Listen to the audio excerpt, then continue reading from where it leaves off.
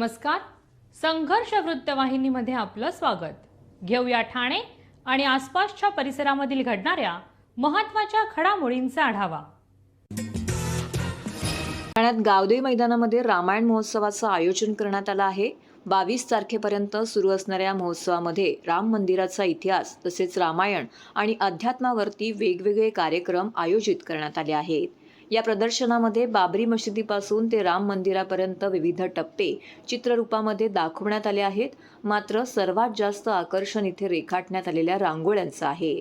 26 विविध रांगोळ्यांच्या माध्यमातून रामायणातील महत्त्वाचे प्रसंग हुबेहूब साकारण्यात आले आहेत. 12 कलाकारांनी 3 दिवस मेहनत करून या रांगोळ्या येथे काढल्या आहेत. यामध्ये एक रांगोळी ही अतिशय भव्य असून यामध्ये अयोध्येतील श्रीराम मंदिराचे चित्र काढण्यात आले आहे. बघा, बाबरी मशिदीपासून ते राम मंदिरापर्यंतचे विविध टप्पे या रांगोळीच्या स्वरूपामध्ये इथे साकारण्यात आले आहेत. शिवसेना ठाणे जिल्हा शाखेच्या वतीने प्रभू श्रीरामांचा रामरथ मिरवणूक, पालखी व दिंडीचं आयोजन करण्यात आलं होतं. या दिंडीचा प्रारंभ वारकरी भवन, राम मारुती रोड, नौपाडा येथून झाला. ही दिंडी श्री गजानन महाराज मंदिर, जुना मुंबई रस्ता मार्गे घंटाई रोड, साईबाबा मंदिर, घंटाळी देवी मंदिर, सामंत ब्लॉक्स, राम मारुती रोड मार्गे न्यू गर्ल्स इंग्लिश स्कूल अशी पुढे रवाना झाली. शेकडो वर्षाच्या अथक प्रयत्नाने राम जन्मभूमी अयोध्या नगरी श्रीराम मंदिर उभारण्यात आलं आहे. हिंदू हृदय सम्राट शिवसेना प्रमुख आदरणीय बाळासाहेब ठाकरे साहेबांचं स्वप्न आणि करोडो राम भक्तांची इच्छा प्रत्यक्षात साकारली जात आहे. अनेक साधू संतांच्या उपस्थितीत श्रीराम मूर्ती प्रतिष्ठा सोहळा संपन्न झाला. तसेच शिवसेना ठाणे जिल्हा शाखेच्या वतीने सकाळी 9 वाजल्यापासूनच राम उत्सव, अभिषेक, भजन, कीर्तन वारकरी भवन ठाणे येथे सुरू होते. तर या रामरथ मिरवणुकीमध्ये ठाणेकरांनी जास्तीत जास्त संख्येने सहभाग घेतल्याचं पाहायला मिळालं.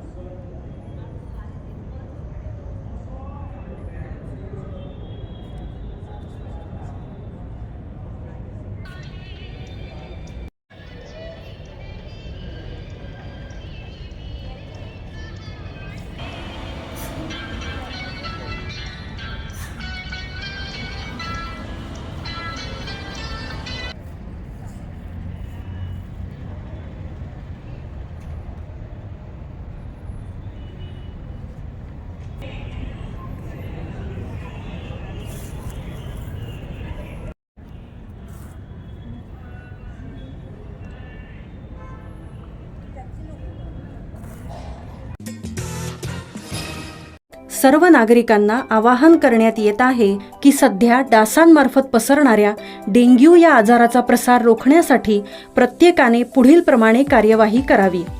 डेंग्यू आजार एडिस इजिप्ती हा डास चावल्याने होतो. या डासांची पैदास साचलेल्या किंवा साचवलेल्या स्वच्छ पाण्यामध्ये होते. 8 दिवसांपेक्षा जास्त दिवस पाणी उघडे व साचून राहिल्यास त्यात डास अंडी घालतात. अंड्यांच्या अळ्या तयार होऊन पुढे डास तयार होतात. यासाठी आपल्या घरातील पाणी साठे, उदाहरणार्थ बॅरल्स, पिंपे, टाक्या, हौद, रांजणे इत्यादी दर आठवड्याला रिकामे करून घासून पुसून कोरडे करून पुन्हा भरावे. 1 दिवस कोरडा दिवस म्हणून पाळावा. पाणी साठ्यांना घट्ट झाकणे बसवावीत किंवा जुनी साडी, चादर, धोतर यांनी बांधून झाकून ठेवावीत, म्हणजे डास त्यात जाऊन अंडी घालणार नाहीत. घराच्या गच्चीवर, आजूबाजूला, अंगणात कोठेही पाणी साचू देऊ नये. भंगार सामान उघड्यावर टाकू नये. उदाहरणार्थ टायर्स, प्लास्टिक सामान, कुंड्या, टाकाऊ वस्तू इत्यादी. अशा सामानात पावसाचे पाणी साठून त्यात डेंग्यूच्या डासांची पैदास होते. घरातील कूलर्स, फ्रीजच्या पाठीमागील ट्रे हे देखील वेळोवेळी कोरडे करावेत. लक्षात ठेवा, नुसत्या फवारणीने डास घनता कमी होत नाही, तर त्यासाठी डास पैदास ठिकाणे नष्ट करणे ही आपल्या सर्वांची जबाबदारी आहे.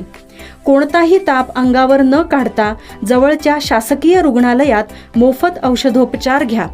अशा प्रकारे नागरिकांनी सहकार्य केल्यास डेंग्यूचा प्रसार रोखणे सहज शक्य आहे.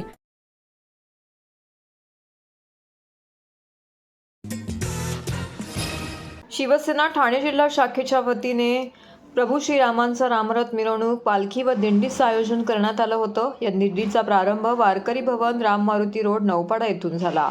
ही दिंडी श्री गजानन महाराज मंदिर, जुना मुंबई रस्ता मार्गे घंटाई रोड, साईबाबा मंदिर, घंटाळी देवी मंदिर, सामंत ब्लॉक्स, राम मारुती रोड मार्गे न्यू गर्ल्स इंग्लिश स्कूल अशी पुढे रवाना झाली. शेकडो वर्षाच्या अथक प्रयत्नाने राम जन्मभूमी अयोध्या नगरी श्रीराम मंदिर उभारण्यात आलं आहे. हिंदू हृदय सम्राट शिवसेना प्रमुख आदरणीय बाळासाहेब ठाकरे साहेबांचं स्वप्न आणि करोडो रामभक्तांची इच्छा प्रत्यक्षात साकारली जात आहे. अनेक साधू संतांच्या उपस्थितीत श्रीराम मूर्ती प्रतिष्ठा सोहळा संपन्न झाला. तसेच शिवसेना ठाणे जिल्हा शाखेच्या वतीने सकाळी 9 वाजल्यापासूनच राम उत्सव, अभिषेक, भजन, कीर्तन वारकरी भवन ठाणे येथे सुरू होते. तर या रामरथ मिरवणुकीमध्ये ठाणेकरांनी जास्तीत जास्त संख्येने सहभाग घेतल्याचं पाहायला मिळालं.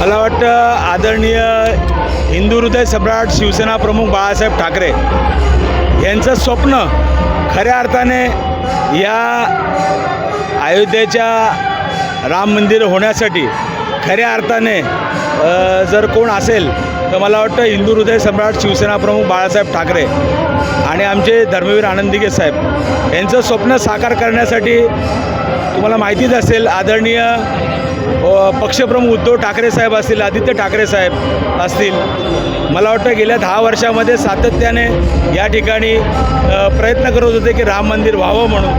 आणि शेवटी हजारो राम भक्त असतील आणि प्रत्येक हिंदूला जे हे मंदिर व्हावं ही इच्छा होती. त्यानुसार तुम्ही बघितलं असेल सुप्रीम कोर्टाच्या निर्णयामुळे हा बहुमान मला वाटतं आपल्याला मिळाला. TJSB सौर शक्ती कर्ज, गो ग्रीन, करा वीज बिलावर बचत.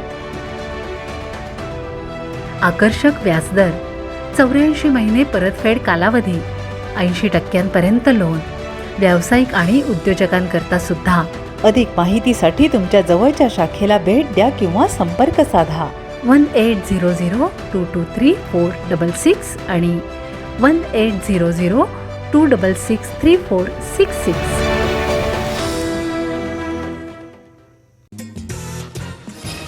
ठाण्यातील उपवन तलाव येथे रविवारी रात्री आमदार प्रताप सरनाईक यांच्या वतीने महाआरतीचं आयोजन करण्यात आलं होतं.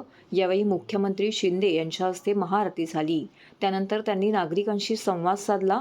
या महाआरतीकरिता जबलपूर येथून 11 ब्राह्मण आले होते. त्यांचा देखील येथे विशेष सत्कार करण्यात आला.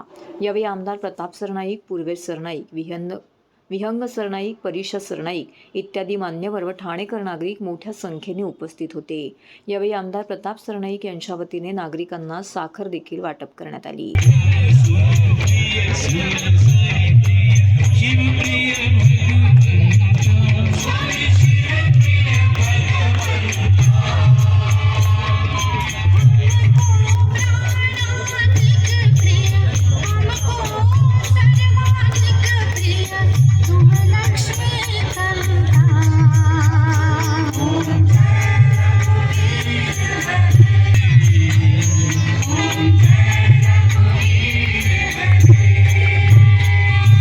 जय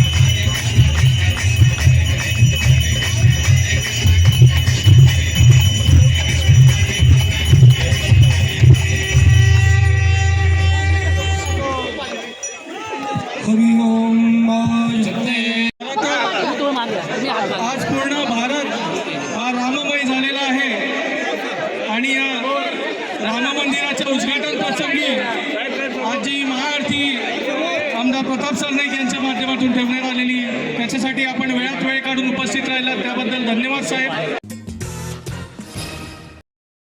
ठाणेकर मालमत्ता करदात्यांसाठी करातील व्याज माफी अभय योजना 31 डिसेंबर 2023 पर्यंत मालमत्ता करावरील 100% व्याज माफ. तसेच 1 जानेवारी ते 15 जानेवारी 2024 या कालावधीमध्ये मालमत्ता करावरील 75% व्याज माफ. त्याचप्रमाणे 16 जानेवारी ते 31 जानेवारी 2024 या कालावधीमध्ये मालमत्ता करावरील 50% व्याज माफ.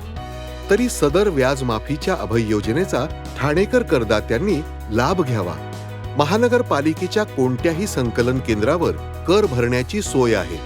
ATM, डेबिट, क्रेडिट कार्डद्वारे कर भरण्याची सुविधा उपलब्ध करून देण्यात आली आहे.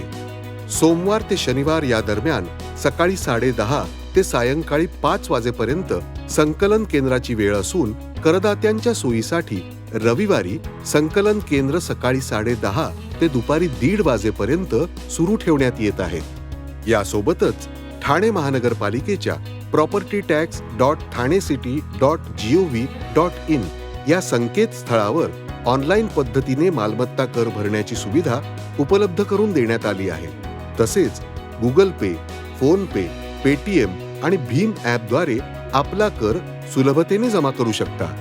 ठाणे महापालिका क्षेत्रातील सर्व करदात्यांना विनंती आहे की आपण या व्याज माफी अभय योजनेचा जरूर लाभ घ्या आणि आपला मालमत्ता कर लवकरात लवकर महापालिकेमध्ये जमा करून महापालिकेस सहकार्य करा. धन्यवाद. राष्ट्रवादी काँग्रेस प्रदेश सरचिटणीस नजीब मुल्ला यांचा वाढदिवस कळवा येथे वैद्यकीय मदत कक्षाचा शुभारंभ करीत साजरा. राष्ट्रवादी काँग्रेस प्रदेश सरचिटणीस नजीब मुल्ला यांचा वाढदिवस दिवसभर विविध प्रकारचे सामाजिक उपक्रम राबवित साजरा करण्यात आला. राष्ट्रवादी काँग्रेस पक्षाचे प्रदेश सरचिटणीस नजीब मुल्ला यांनी आपला वाढदिवस आपल्या कार्यकर्त्यांसोबत मोठ्या उत्साहाने साजरा केला. कळवा येथील महात्मा फुले नगर येथे मोफत वैद्यकीय मदत कक्षाचा शुभारंभ करण्यात आला.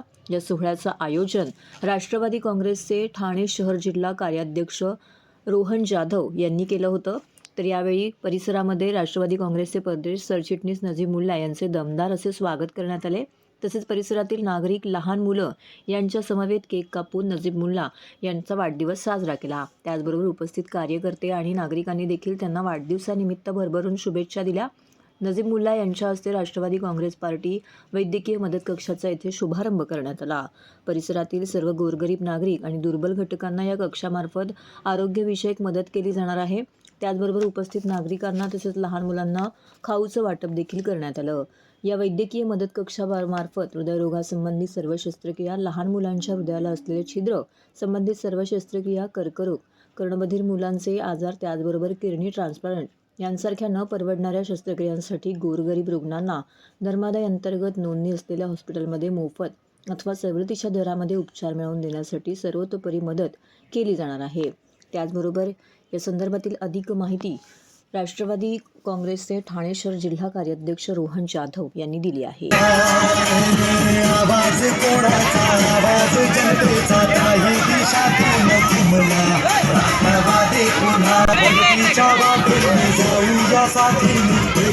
आज राष्ट्रवादी काँग्रेस पार्टीचा वैद्यकीय मदत कक्षचं उद्घाटन करण्यात आलेलं आहे. नव्या अजित प्रवाहांचा तो या संकल्पनेनिमित्त गोरगरिबांमध्ये शासकीय मदत यायला पाहिजे. मी खरोखरच आमचे रोहनचे आभारी आहेत. रोहन जाधवचा चांगला काम करतोय आणि विशेष आभार मला बोलायचे आमचे मित्र, माझे सभागृहातले सहकारी, आमचे गणेश कांबळेंचा. तरुण तडफदार आहेत, चांगला त्याला इथे मताधिकार आहे, म्हणजे चांगली लोक त्याला मानतात, चांगला काम करतात आणि महाविकास आघाडी म्हणून कसे एकत्रित काम करतात. म्हणजे इथे या परिसरात नेतृत्व गणेशचा, आमचे सर्व त्यांच्या एक खांद्याला खांदा लावून लोकहिताची कामं करणं, लोकांची कामं करणं हेच ध्येयाने ते पुढे काम करतात. जिम साहेबांचा एवढा साथ आणि एवढे ऊर्जा, जेव्हा पण मी काय त्यांच्याकडे कामं नेले, कुठली गोष्ट त्यांनी एका शब्दावर सगळे माझे कामं केलेले आणि गोरगरिबांसाठी ते नेहमीच बोलतात की तुम्ही रोहन कामं आणि आम्ही करून देऊ. आणि नजीब मुल्ला साहेबांचा मार्गदर्शनाखाली आम्ही वैद्यकीय मदत कक्ष चालू केलेले. तिथं गव्हर्नमेंटची ॲम्ब्युलन्स तिथं गोरगरिबांना जसं मॅटर्निटी अँड शववाहिका इथं येत नाही, त्याच्याने आम्ही फ्री मोफत सर्व्हिस देणार आहोत. Plus Mahatma Jyotirao Arogya Yojana CM fund आणि आयुष्यमान योजना आहेत.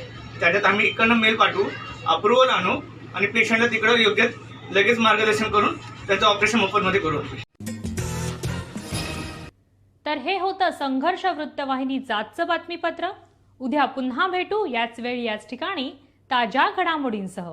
तोपर्यंत नमस्कार.